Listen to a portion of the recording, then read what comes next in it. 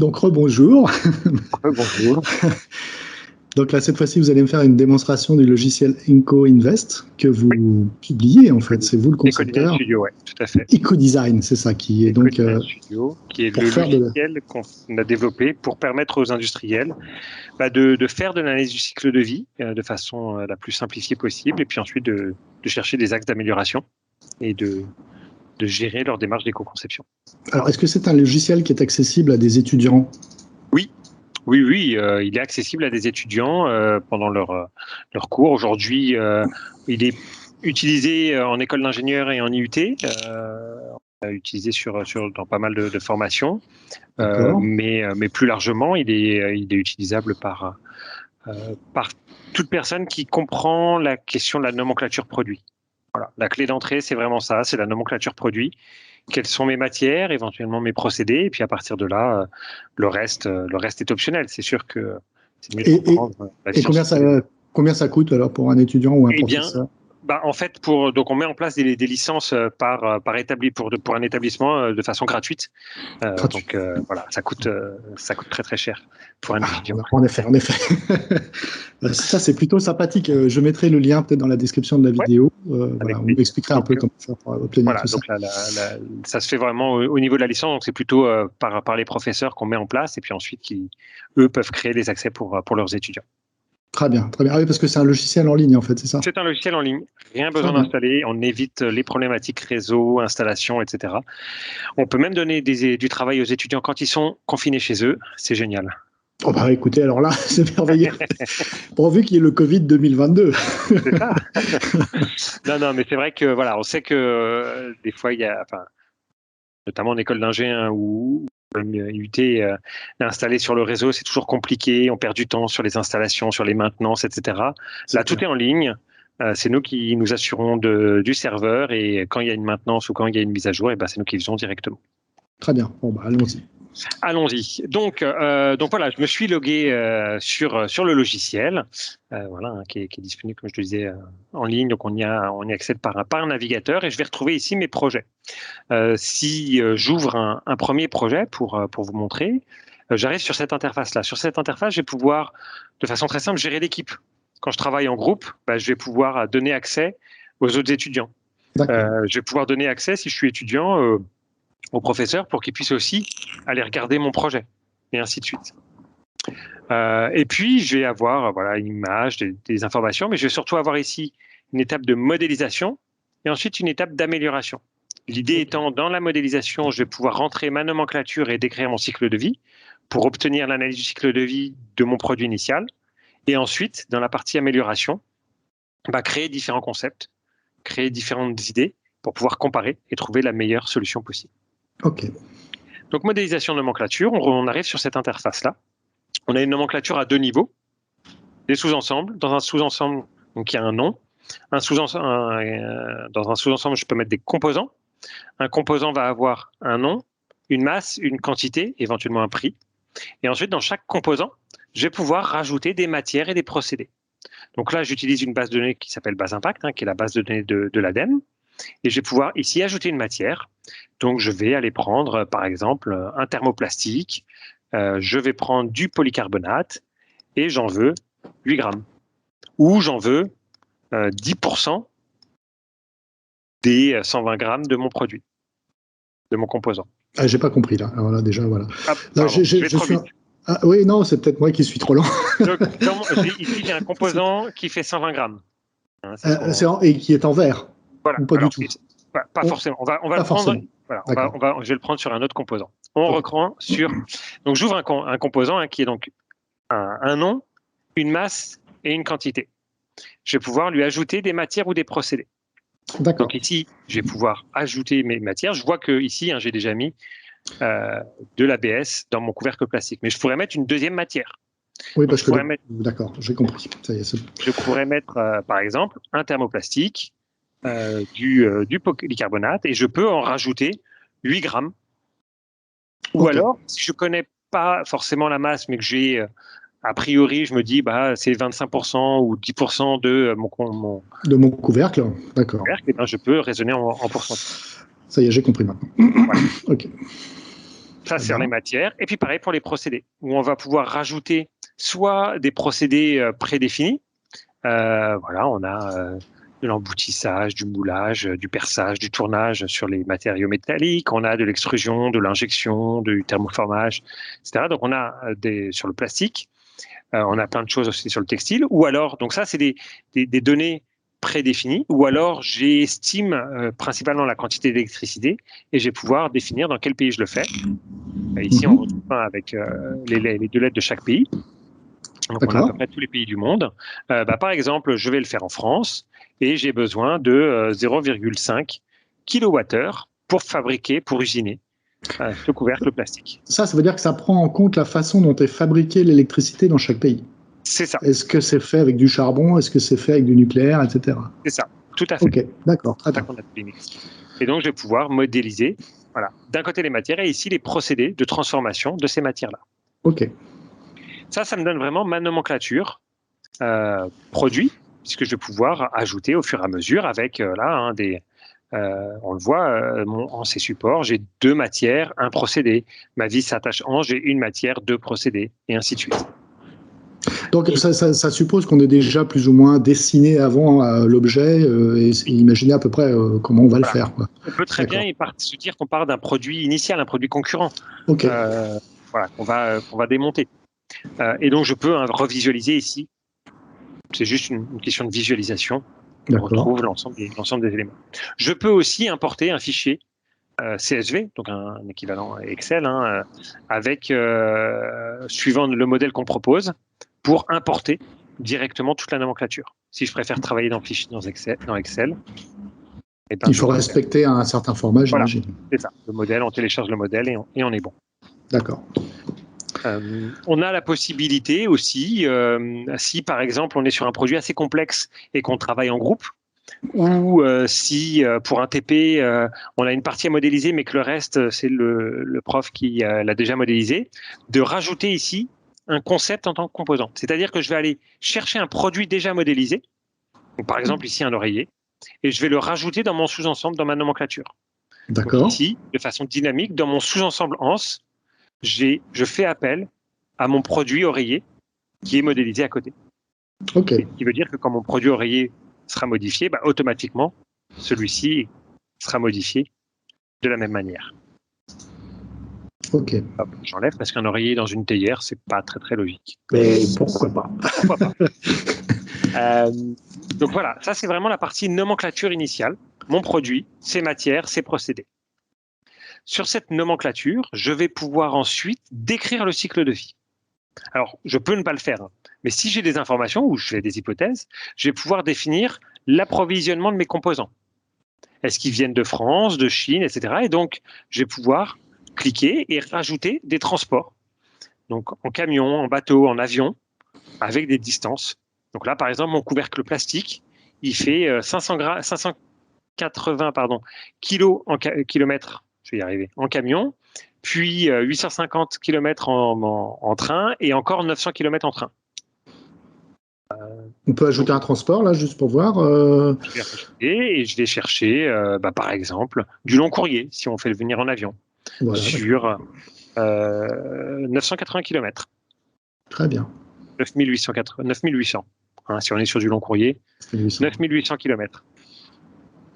Voilà. Et donc là, automatiquement, voilà, maintenant on est passé à 4, si je vais rechercher. J'ai 9800. Hop là. Donc là, mon approvisionnement. Ensuite, ma fabrication, je retrouve l'ensemble de la nomenclature. Ma distribution, je vais pouvoir rajouter. Là, on n'a pas grand-chose à modifier puisqu'on a déjà défini en fait, dans la nomenclature les procédés de fabrication. D'accord. C'est juste de la visualisation. Donc après, je suis de l'usine vers mon consommateur. Je vais pouvoir lui donner un nom, sélectionner un transport, sélectionner une masse. C'est la masse de mon produit par défaut, mais si je veux la modifier, je peux. Et une distance. Ça prend en compte l'emballage ou pas du tout? Ou il faut rajouter une masse pour l'emballage? Non, si l'emballage a été intégré, voilà, là on le voit, la masse de mon produit, elle est de 247 grammes, c'est 60 grammes d'emballage et voilà, j'ai mon total. Donc voilà, je peux rajouter mes différentes étapes de distribution. Je peux ensuite, alors évidemment, hein, que ça soit approvisionnement, distribution, si j'ai pas d'infos ou si je veux pas y analyser, ça peut rester vide, c'est pas bloquant. D'accord. Il n'y a pas de souci. Pareil pour l'utilisation. À l'utilisation, je vais pouvoir rajouter des matières, donc de l'eau, des consommations de plastique, etc. Des procédés, consommation d'électricité par exemple, des transports, si j'ai des transports intermédiaires pour de la maintenance, ou des composants. Si j'ai de la maintenance et que je dois changer mon filtre, par exemple, ma grille de filtre, je dois la changer une fois dans la vie du produit, et ben, je vais l'appeler une fois directement. D'accord, très bien. Maintenance filtre. Hop. Et voilà, ça vient se rajouter ici directement. OK. Et puis, on arrive... Si on peut zoomer juste sur rinçage, par exemple, pour voir ce qui est marqué dedans. Par exemple, de l'eau, consommation d'eau. Donc, on a estimé que sur toute la durée de vie du produit, hein, puisqu'on est bien sur la logique de durée de vie du produit, sur toute la durée de vie du produit, pour répondre à l'unité fonctionnelle qui est de faire un thé tous les jours, une fois par jour, eh bien, on a besoin de 100 litres d'eau de rinçage. D'accord, très bien. OK. Puis sur le lavage, on a besoin de savon liquide. Et on en a besoin de 150 grammes sur toute la durée de vie du produit. Pareil. Là, ce sont des hypothèses, des estimations. Et bien, je continue ma vie. Après l'utilisation, c'est la fin de vie. La fin de vie, je vais retrouver mes composants. Et là, j'ai la possibilité, avec Base Impact, d'avoir une fin de vie automatique. Je me préoccupe de rien. Je sélectionne la fin de vie automatique. C'est ordures ménagères France. Je le mets à la poubelle. Si je veux modéliser autre chose, je vais pouvoir désélectionner le mode automatique et me dire maintenant, ce bocal en verre, il a une fin de vie différente. Et là, je vais aller pouvoir chercher dans les bases de données les scénarios de fin de vie à disposition. Il y en a effectivement énormément. Tout à fait. Ah oui, d'accord. OK. Donc voilà, donc j'ai modélisé finalement l'ensemble de mon cycle de vie. À chaque fois, ici, fin de vie ou approvisionnement, si je veux, là je vous l'ai montré pour un seul, mais si je veux le faire pour tous, eh bien, j'ai toujours mon petit bouton ici, sélectionner tous les composants. Je peux désélectionner les 2 qui ne m'intéressent pas. Et ici, ajouter le même transport pour ces 8 composants qui viennent tous de la même usine. Ça permet de choses qui permettent de gagner. Donc, j'ai modélisé tout mon cycle de vie. Ce qui me permet d'arriver ensuite au plus intéressant. Où sont mes impacts? Où sont mes impacts? Eh bien, voilà mes impacts sur l'ensemble du cycle de vie. Appauvrissement de la couche d'ozone. Donc, on a 6 indicateurs d'impact ici qu'on retrouve. Le plus simple à comprendre, ici, c'est le changement climatique. D'accord, très bien.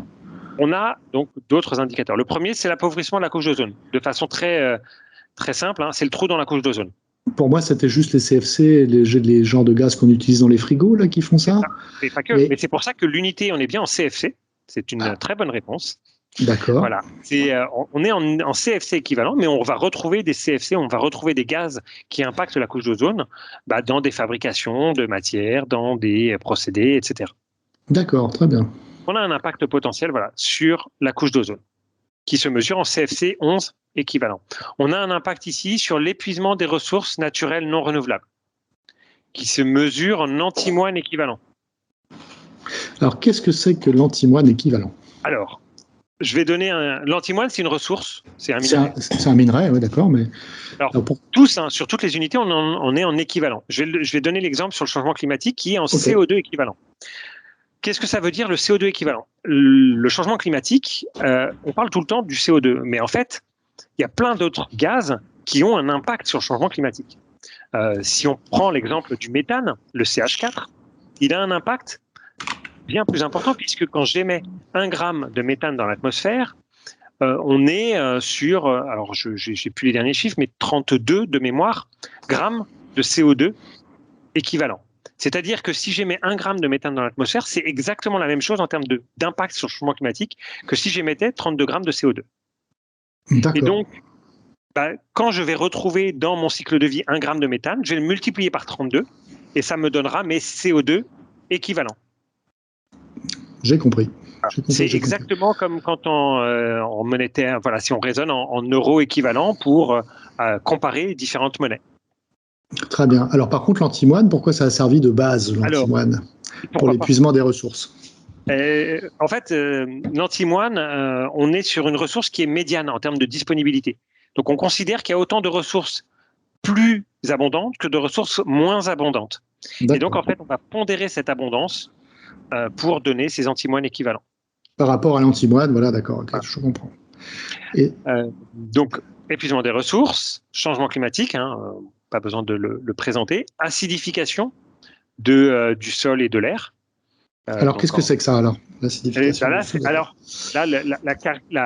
L'image la plus flagrante derrière, c'est les pluies acides qu'on a pu avoir et qu'on a moins, mais qu'on peut avoir, où on a donc de l'air qui a de l'acide, qui retombe et qui vont dévaster des forêts. Notamment, on a eu tout un épisode de pluie acide sur la forêt noire, sur la limite Allemagne-France, qui ont tué des sapins. Ça a tué des sapins. Ça, tout à fait. Mais l'acidification, c'est de l'air ou des océans aussi, parce qu'on parle aussi d'acidification. Alors là, en fait, il n'est pas intégré des océans, mais il est en fait, finalement, l'acidification des océans est une conséquence de l'acidification des sols, puisque derrière, les eaux de ruissellement vont dans les rivières qui vont dans les océans. D'accord, très bien. Même s'il y a d'autres éléments sur l'acidification des océans. Ensuite, on a un indicateur qui est l'eutrophisation aquatique. Alors, l'eutrophisation aquatique, pareil, pour donner une image très simple, c'est la pollution aux algues vertes. On a chez nous, en Bretagne. Voilà, par exemple, je n'osais pas le dire, mais. Donc, en fait, on a un enrichissement en nutriments très fort des cours d'eau. Et donc, on a une prolifération des algues. Si on prend l'exemple des cours d'eau, on a une prolifération des algues à la surface du lac, par exemple. Ce qui fait qu'il y a un appauvrissement en oxygène, qu'il y a la lumière qui ne va plus jusqu'au fond, et donc ça tue toute la biodiversité ensuite du lac ou de l'étang. Donc voilà, on a cet indicateur-là en phosphate équivalent qui est très lié aussi à l'agricole, à la consommation d'eau avec des produits, etc. Là, on peut imaginer que c'est le savon qu'on a mis pour le lavage ou... on peut imaginer, de toute façon, on le voit. Selon l'utilisation. L'utilisation, tout à fait. D'accord. Puis, dernier point, l'ozone photochimique. Là, autre exemple, c'est le brouillard d'ozone au-dessus de Paris l'été. En fait, l'ozone, finalement, l'ozone stratosphérique, donc dans la très haute atmosphère, on en a besoin et il nous protège. Et quand on le détruit, c'est l'appauvrissement de la couche d'ozone. Mais par contre, l'ozone troposphérique, à notre niveau, il est mauvais. Il est mauvais en quoi? C'est simple. Quand on a des pics d'ozone sur Paris l'été, on conseille aux asthmatiques, aux personnes fragiles, etc., de ne pas sortir parce que ça cause des troubles respiratoires notamment. D'accord, très bien. Et donc là, on le mesure en particules volatiles équivalentes. Donc, on a ces indicateurs-là, et ce qui est intéressant, c'est que ça donne un panel d'indicateurs, finalement, de choses qui sont indépendantes les unes des autres. C'est pas parce que je m'améliore sur le changement climatique que j'ai un impact sur la couche d'ozone et vice-versa. Et donc, je visualise ici mes impacts. Donc, je vois que mon produit, avec sa modélisation, sur tout son cycle de vie, il est responsable, il va émettre 1,87 kg CO2 équivalent dans l'atmosphère et impacter le changement climatique. Maintenant, si je veux comprendre un peu mieux, je serai sur mon changement climatique. Ici, je vois que mes matières premières, c'est 45% des impacts. Si je clique dessus, je vais voir que c'est mon composant, là je suis au niveau composant, c'est mon composant vert courbé qui est responsable de 15% des impacts du total cycle de vie ramené à l'étape matière première. Ça veut dire quasiment 35% des impacts. En effet. Du composant en ses supports, responsable de 25, et ainsi de suite. Okay. Et je peux naviguer entre indicateurs, entre étapes du cycle de vie, et puis entre niveaux. Est-ce que je veux raisonner composant, sous-ensemble ou matière? Et là, je vois que mon composant vert courbé, il a uniquement du vert courbé, donc on retrouve les mêmes valeurs.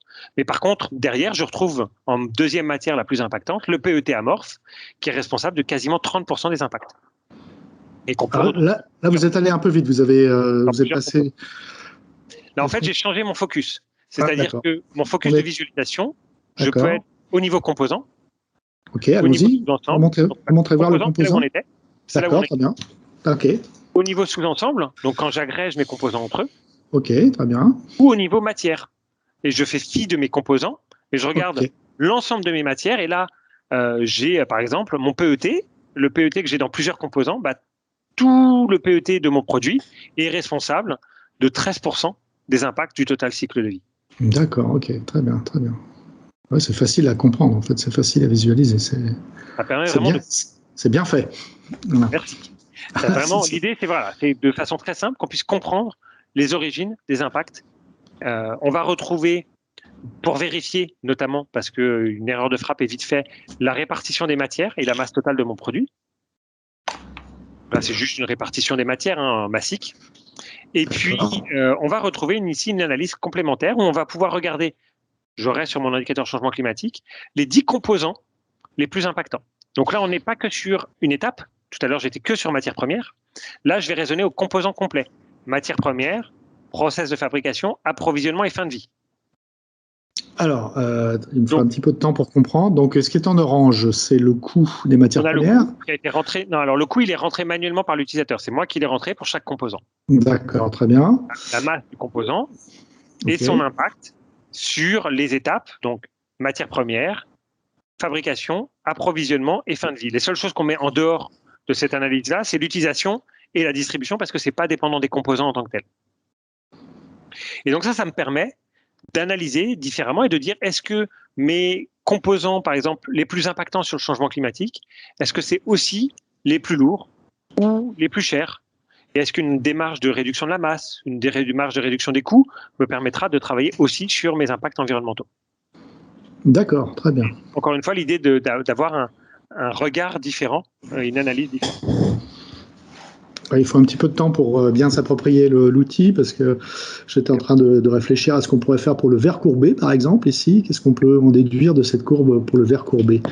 Là, on voit que le verre courbé, c'est le plus lourd de mon produit et il est responsable de 20% des impacts sur le changement climatique. Donc, et c'est un des plus impactants quand même. Donc, une réduction de la masse sur le verre courbé risque d'impacter sur le changement climatique et ça peut être intéressant.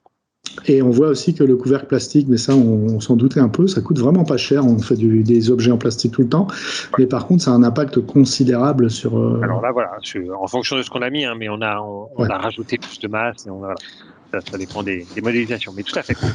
Donc voilà, l'idée c'est vraiment d'analyser d'un côté au niveau de chaque étape, les focus c'est étape par étape, et puis ensuite le global. Et je peux ensuite, alors si on clique sur normalisation, qu'est-ce que ça donne? Si on clique sur normalisation ici, en fait, on a la possibilité en analyse du cycle de vie alors c'est pas pour hiérarchiser, mais c'est pour essayer de comprendre les importances des impacts, de diviser par l'impact d'un Européen moyen. D'accord.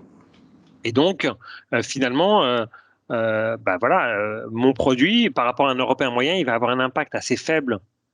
Et c'est pas lui qui va contribuer le plus, en tout cas, sur l'appauvrissement de la couche d'ozone. Et il va contribuer plus en pourcentage sur le changement climatique. Ouais, c'est intéressant, la normalisation. C'est ce que je cherchais. Je me disais, quand on voyait caractérisation, tout était à fond. Alors, on avait du mal à savoir ce qui était important ou pas. Et là, on voit quand même qu'il y a des choses qui sont extraordinairement plus impactantes par rapport au changement climatique, par exemple, par rapport à l'Européen moyen. On voit que celle-là, notre produit, il a un impact fort. Là. Voilà. Bon, sachant que l'unité, on est en 10-4 d'un Européen moyen. 10-4, 10-5 en fonction de 10-4 en fait de ce que... Alors qu'est-ce que ça veut dire? C'est un Européen moyen, donc il va produire des effets sur l'environnement, ne serait-ce que parce qu'il vit, dans sa façon de vivre. Et en fait, là, c'est un 10 millième ou 2 10 millièmes de la vie d'un Européen moyen, de la fabrication par jour. C'est d'un jour d'un Européen moyen. En fait, on a regardé l'impact moyen de l'Europe, on divise par le nombre d'Européens, par le nombre de jours, et ça nous donne une valeur qui est notre valeur ici de référence. Ok, intéressant. Voilà. Et puis, si on n'est pas à l'aise avec les couleurs, on peut avoir un peu de texture pour changer. D'accord. 4% de la population masculine est daltonienne, donc c'est important. Ah, c'est vrai. À ce point-là. Ah oui, en effet, oui, parce qu'il y en a qui voient ça tout gris. Et c'est ça. Je n'y avais pas pensé. Donc voilà. Et ici, ensuite, si je clôture mon module d'analyse du cycle de vie, je vais pouvoir exporter un fichier Excel qui va me récapituler l'ensemble de mes résultats. hop là, il s'ouvre ici. Donc, je retrouve un onglet information avec les quelques infos sur la modélisation, mes impacts au produit, et puis par étape, je retrouve mon sous-ensemble, mon composant et les matières. Donc, le composant, il a un impact ici de 3,06, par exemple, 10-9 sur l'épuisement des ressources. Et cette matière-là, elle a cet impact-là, et ainsi de suite. D'accord. Donc, c'est ce qu'on avait en graphe, mais qu'on retrouve ici. Voilà, c'est un peu moins lisible, mais voilà. Bon, je suppose que ça peut avoir une utilité. Pour faire des calculs. Rapports ou des analyses complémentaires. Alors, donc ça, c'était l'étape 1. C'est ça, ça c'est l'étape 1, ma nomenclature de produit. Ce qui me permet ensuite d'arriver à mon étape 2, mon amélioration. L'amélioration, je vais pouvoir me dire, eh bien, partons de mon produit initial et essayons de trouver des axes d'amélioration. Déjà, j'ai identifié que telle matière était impactante. Eh ben, je vais pouvoir aller dans ma partie simulation, soit sur les matières, les procédés ou les transports. Donc là, je reste sur les matières. Je vais pouvoir aller, par exemple, allons sur le textile, produit textile ici, et je vais pouvoir comparer une mousse polyuréthane 1,5 mm d'épaisseur avec la même mousse, mais faite ailleurs. Donc là, on n'est plus dans l'exemple de la théière, hein, on est dans un autre exemple. Dans un autre exemple. J'ai le choix entre fabriquer en Allemagne et au Japon. OK. Voilà les impacts. Et là, c'est lié au mix électrique. Et puis, je peux comparer ça avec est-ce que peut-être que je pourrais, complètement aberrant, hein, mais mettre du blé à l'intérieur à la place de la mousse. Sauf que j'en aurais besoin de 10 fois plus pour répondre aux mêmes besoins d'absorption, par exemple. Et donc, je peux comparer, 1 kg de mousse PU faite en Allemagne, 1 kg de mousse PU faite au Japon et 10 kg de blé français. Donc, faite au Japon, ça veut dire qu'en Allemagne, le mix énergétique est plus favorable que celui du Japon. C'est ça ça dépend. Comprendre. Ici, sur le changement climatique, non. Ah, sur le changement climatique, non, d'accord. Parce que le Japon, c'est vrai qu'ils sont passés au charbon, le Japon, maintenant. L'Allemagne aussi. Sur d'autres, oui, ça dépend des indicateurs. D'accord, ok. Ouais, c'est bien foutu, hein. Franchement, c'est génial. Voilà. Et donc, ça, c'est vraiment réfléchir, comparons des matières. Ce qui est plus intéressant, c'est de se dire, maintenant, j'intègre ça dans mon produit. Et donc, j'ai créé un concept ici, démo, hier, nouvelle version. Hop, je crée un nouveau concept. Ce concept-là, je vais pouvoir dire, est-ce qu'il est vide ou est-ce que c'est une copie de mon produit de référence ou une copie d'un autre concept. Donc là, je vais copier ce qu'on vient de faire ensemble. Parce qu'on a vu ensemble, la théière. Okay. Et donc, je retrouve la théière avec toutes ces étapes du cycle de vie. Et là, je vais me dire, par exemple, on a vu que c'était le composant vert courbé. Je vais le changer, ce composant-là. Je vais le changer et ça va être c'est le pot. Je vais juste l'appeler le pot. Il va plus faire 120 grammes, mais il va faire 80 grammes. Et puis, je vais changer ma matière. C'est plus du verre, mais ça va être, par exemple, du polycarbonate. 80 grammes. Et ce polycarbonate, il va être transformé. Je supprime la consommation de vapeur qui était pour le pot en verre et je vais lui rajouter de l'injection moulage en Europe. Donc 80 grammes, 0,08 kg. Très bien. Donc j'ai modifié ce composant-là. Il va avoir un approvisionnement différent ou pas. Donc là, je peux lui garder le même approvisionnement. Je vais garder la même distribution. Sauf que, attention, la distribution, la masse, il va falloir que je la change puisque j'ai diminué la masse de mon produit. Ah oui, d'accord, c'est pas automatique. Non, il faut le changer. Puisqu'il a été enregistré et on a fait le changement après l'enregistrement. Exact. Donc, par contre, j'ai un petit ici symbole. Donc, je sais à 26,73, j'ai l'information de la masse de mon produit. Hop. Et enregistré. Je ne change pas l'utilisation, je ne change pas la fin de vie et j'arrive sur ma partie résultat où je retrouve les mêmes éléments d'analyse. Donc, je peux réanalyser exactement comme ce qu'on a vu. Mais là, que sur mon nouveau pot. Par contre, ce qui va m'intéresser, c'est la question, c'est est-ce que c'est meilleur ou pas, d'un point de vue environnemental, que mon produit de référence. Exactement. Et là, je vais donc je retourne sur ma page de départ et j'ai mon module ici d'analyse comparative.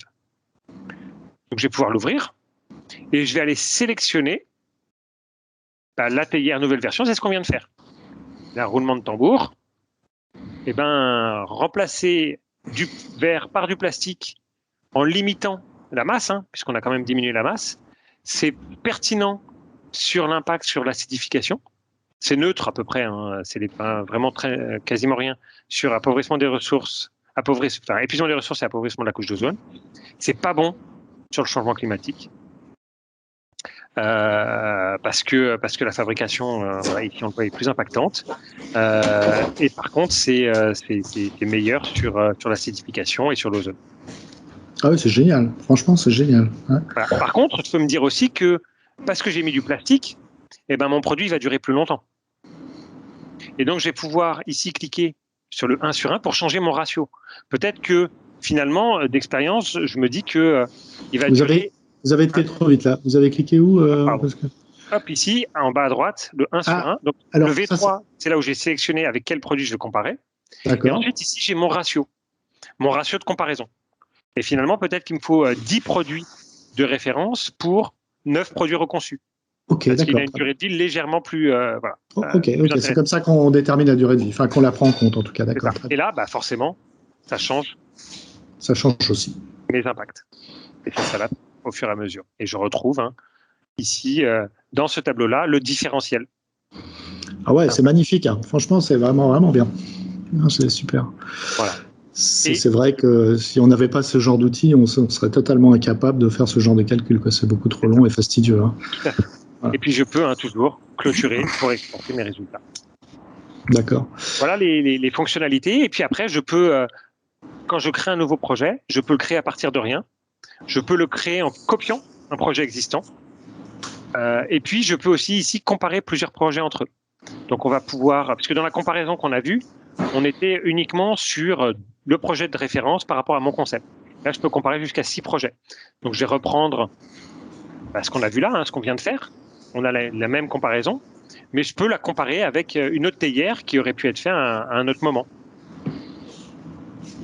Voilà, on là qui n'est pas du tout pareil, mais par contre, pareil, je peux changer mes quantités pour que ça puisse se voir. Bon, là, elle est vraiment très, très impactante, celle-ci. Mais changeons ça pour un autre produit, et ainsi de suite. Ok, d'accord. Je peux comparer en changeant mes éléments. Très facile. Pourquoi est-ce que vous avez choisi Base Impact alors que dans la vidéo précédente, vous parliez d'EcoInvent? C'est très simple. Base Impact, c'est une base déjà de référence pour la France, puisque c'est faite par l'ADEME, et elle est gratuite.